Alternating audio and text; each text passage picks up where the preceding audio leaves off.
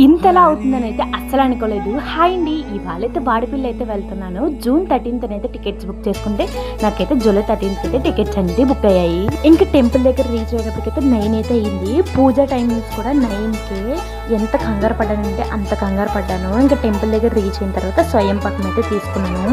ఇంటి దగ్గర నుంచే తీసుకొద్దామని అయితే అనుకున్నాను, కానీ ఇంకా మా హస్బెండ్ అయితే రాలేదు. పిల్లల్ని తీసుకుని లగేజ్తో రాలేదని చెప్పి ఇంకా టెంపుల్ దగ్గరికి వచ్చాక స్వయం పక్కన అయితే తీసుకున్నాను. స్వామివారికి మనస్ఫూర్తిగా దండం పెట్టుకుని కొబ్బరికాయ అయితే కొట్టుకున్నాను. ఇంకా క్యూ లైన్లకి అయితే వెళ్ళిపోయాను. నేను వెళ్ళిన ఒక 10 minutes ఆ టైంకి అయితే పూజ అనేది స్టార్ట్ అయింది. నాకైతే చాలా హ్యాపీగా అనిపించింది. ఇంకా పూజలో అయితే కూర్చున్నాము. చాలా అంటే చాలా బాగా పూజ అనేది చేశారు. ఇంకా స్వామివారి దగ్గర నుంచి అయితే దర్శనం చేసుకుని ఇంకా బయటకు వచ్చి గోమాతకు కూడా దండం పెట్టుకున్నాము. ఆ రోజు మాస శివరాత్రి అవుతుందో ఇంకా గుడి అయితే అస్సలు ఖాళీ లేదు. ఇంకా శివాలయంలోకి కూడా వెళ్ళి స్వామివారి దర్శనం కూడా చేసుకుని ఇంకా ప్రసాదం తీసుకుని అయితే ఇంటికైతే స్టార్ట్ అయిపోయాము.